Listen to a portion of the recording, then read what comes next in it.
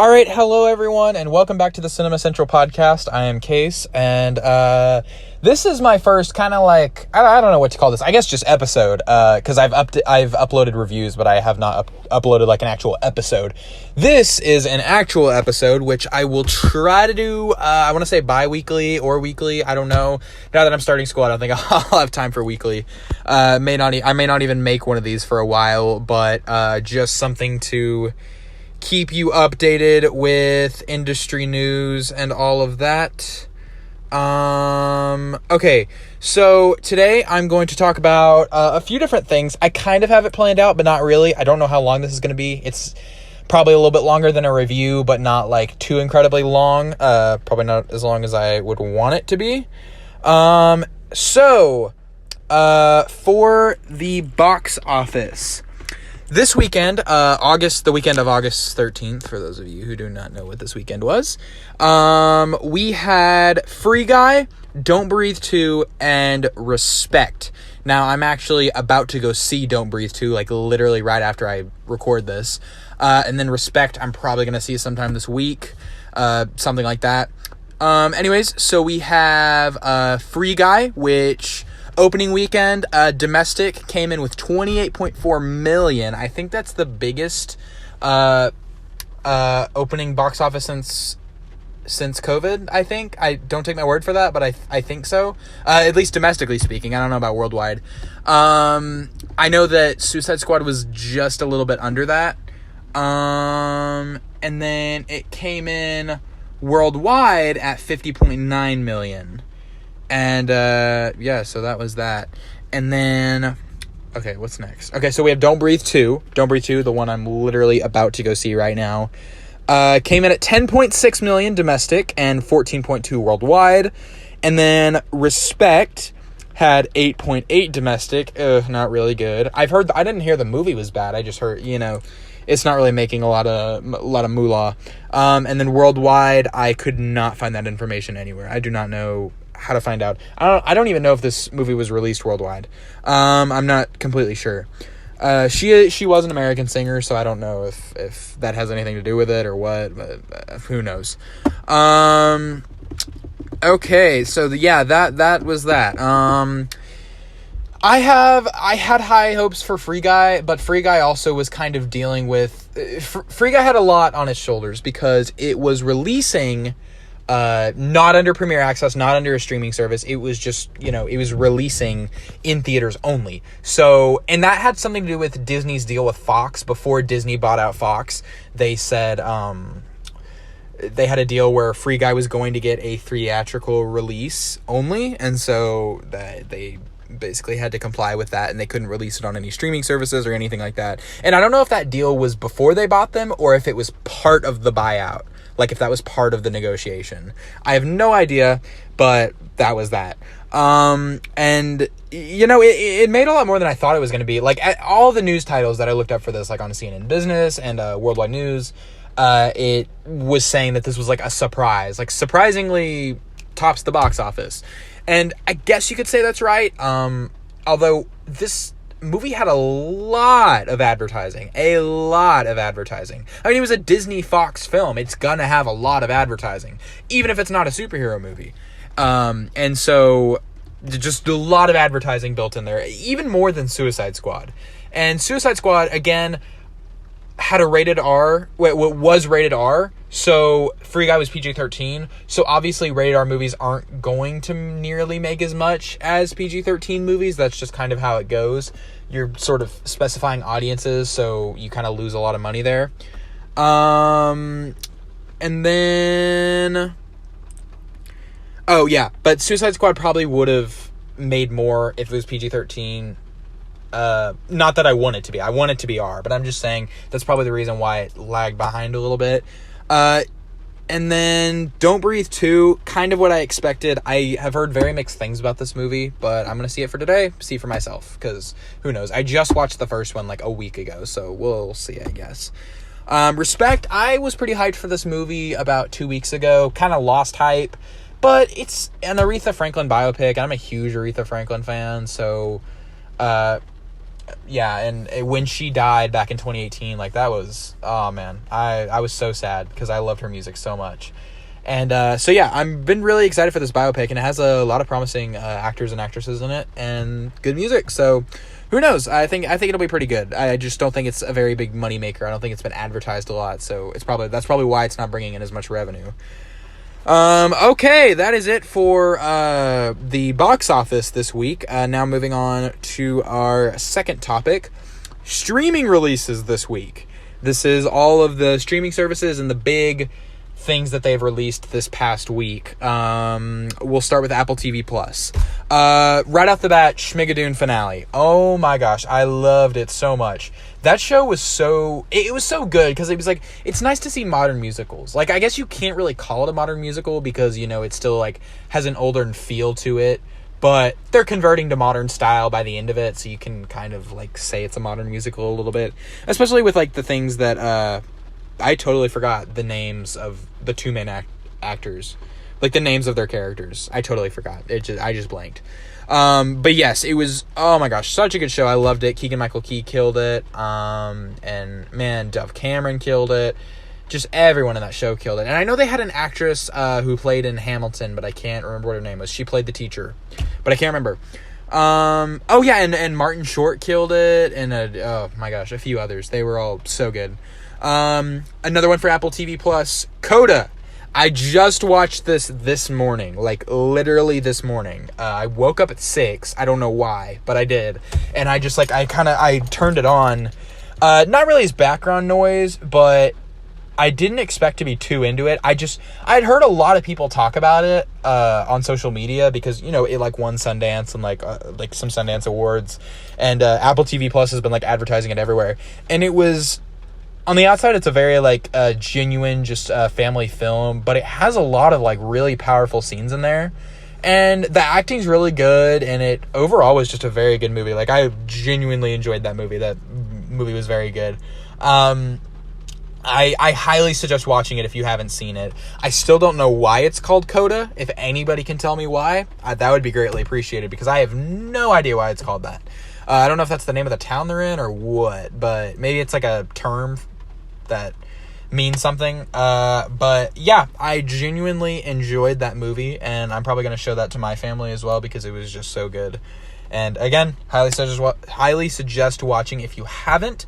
I don't know if I'm going to put out a review for that one yet. I think I'm only going to do reviews for not for streaming release. I may do reviews for streaming releases. I don't know. I may do a Coda review. I may not. I don't know. We'll think about that. But yes, so Coda, very good. Okay, another one for Apple TV Plus. This is the last one for Apple TV Plus. That was a big one. Ted Lasso, season 2, episode 4. This was like a Christmas one, apparently. I don't know why they're releasing Christmas episodes in the middle of August, but it's whatever. I have not watched this because I'm only halfway through season 1. I had not even heard of Ted Lasso until the Apple stream event, like 4 months ago, 4 or 5 months ago, something like that. I think it was back in like March. I don't remember. I think it was when they announced the iPhone 12.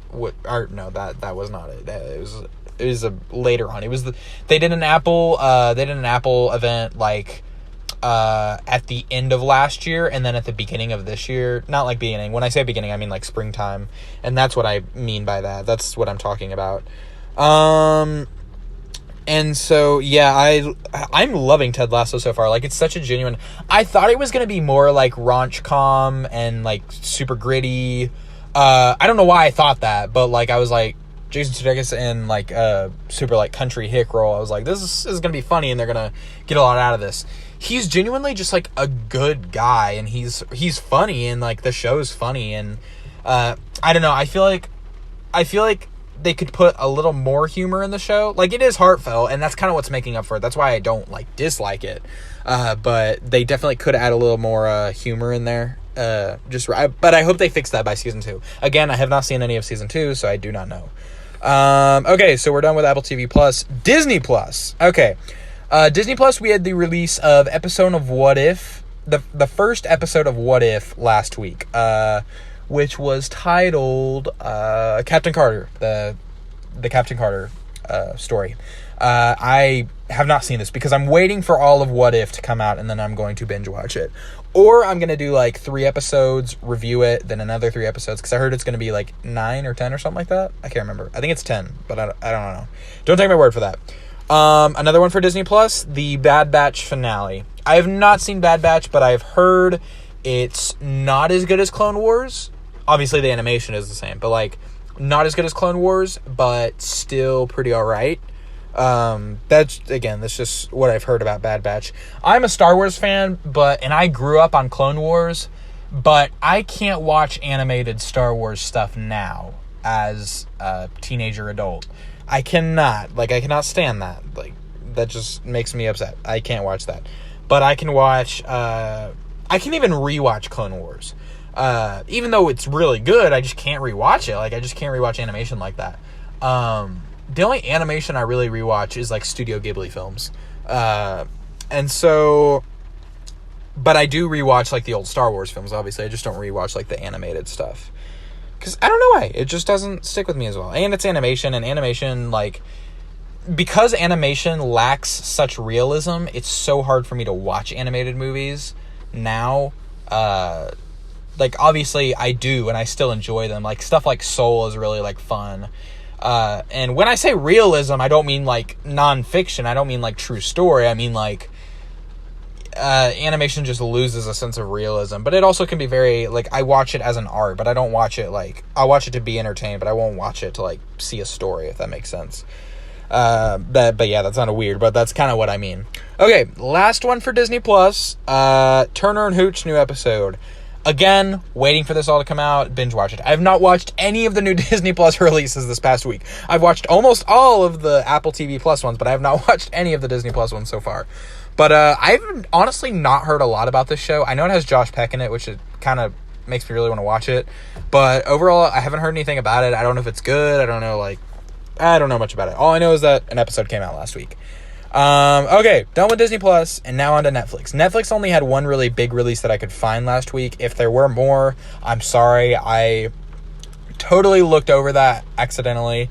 But the only one I could find was Kissing Booth 3. I actually don't even know if this came out last week. This could have come out the week before. But I think it came out last week. Again, I've heard mixed things about it, but I heard it's pretty alright. I heard 2 and 3 were alright, but the first one was the best. But yeah. I've heard the first one's really good. That's the whole reason, like, they had a sequel. 2 sequels. Alright, that is it for streaming releases this week. Now on to industry news. Okay, so there are a few industry news topics I wanted to talk about. First one being No Way Home. That is going to be the first one. I'm going to talk about this first for industry news every single time until the No Way Home trailer drops. Now, the most basic fan theory, and probably the most likely, is that the trailer will be shown in theaters before Shang-Chi on opening weekend. That's probably what's going to end up happening, unless it's delayed. If that doesn't happen, then Spider-Man is most likely delayed. If the trailer does not drop in September, there's no way they're releasing it in December with no trailer. Like, they can't. Like, I don't know. Like, obviously they can, but they're not going to. Like, they need marketing for this film. Also, I feel like they want to wait because I've kind of, like, I don't want to say prophesized, but, like, I've kind of preached this a little bit. Spider-Man, I think people underestimate Spider-Man sometimes. Spider-Man is a huge moneymaker for Sony and Marvel and Disney in general. Spider-Man is a huge moneymaker. This is a live-action Spider-Man film. This, like, Spider-Man movies have the potential, like, this has the potential of reaching $1 billion for box office. Like, reaching that billion mark. And obviously, pre-COVID, this movie probably would have hit 1 billion easy. Again, that's depending on the hype around this movie, if it's true, everything about that. But post-COVID, or not post-COVID, because I guess the Delta variant is still going on. During COVID, mid-COVID, I guess you could say, because we're kind of at the midway point, I would assume. Mid-COVID, we are seeing a not so steady box office, and with releases like Free Guy that would normally be bringing in probably 700 mil worldwide, in total, worldwide, lifetime gross. But in its, like, first, like, 3 weeks. Like, genuinely. In its first 3 weeks.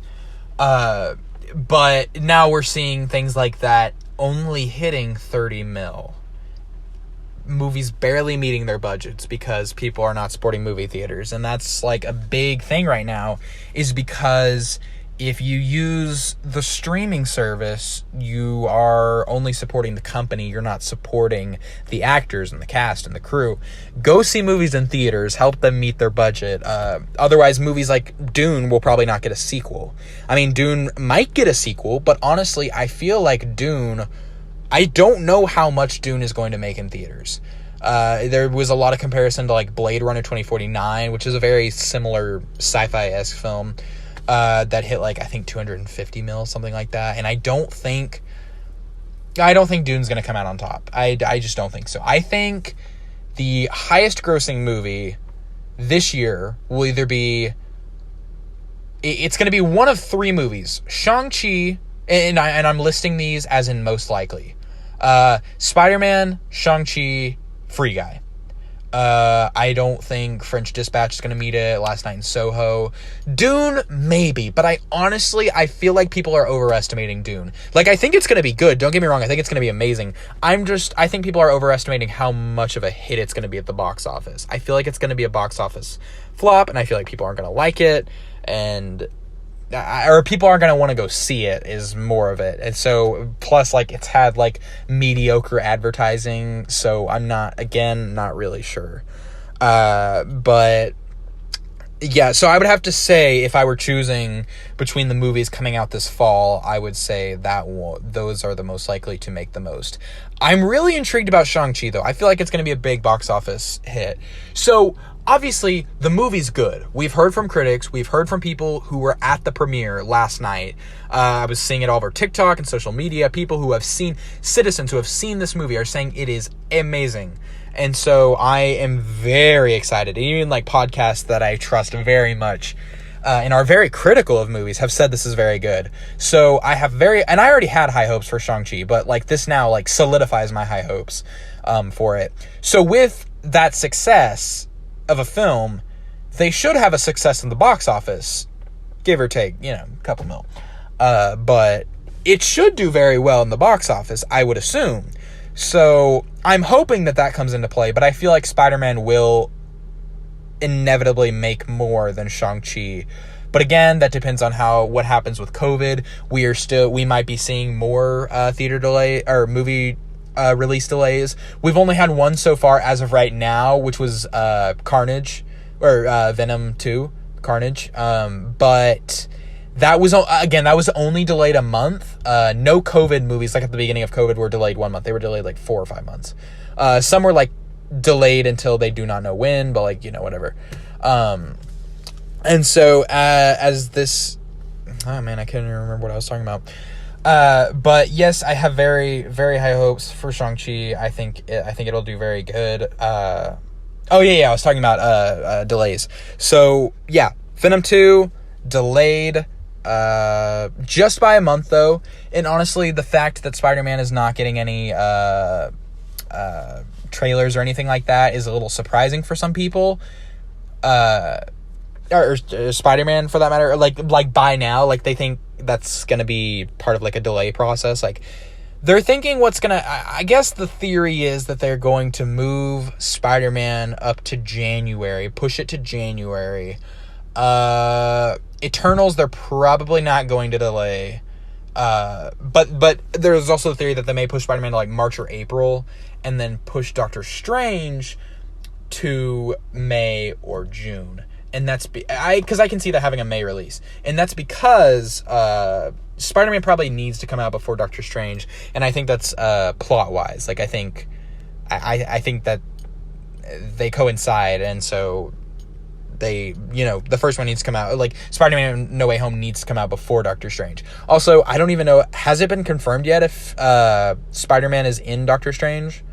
Like in Multiverse of Madness? I have no idea. No idea. I think I heard something about this being Tom Holland's last like film as Peter Parker, which would be really sad, and I have no idea if that's true or not. But if so, I feel really bad that if these are those people like him, Zendaya, Jacob Batalon, if these are their last movies, I feel so bad that they literally cannot advertise this at all. They are like 4 months away from release date, and they cannot. The only thing we have for this movie is a title and a couple still shots and some leaked like toy images, but that is it. Also, I'm getting so tired of like the fake leaked trailers. Like I freaking hate seeing those. But anyways, that should be it for industry news. I think the only other thing was the comment about Shang-Chi and being an experiment, but you guys have probably already heard so much about that on social media and everything. My stance on it, essentially for anybody who doesn't know what I'm talking about, Bob Sager came out and said that Shang-Chi was an experiment for Disney and for Marvel, and he was talking about the fact that they're only having a theatrical release for this movie, and they're not doing a streaming service release, like a premiere access thing.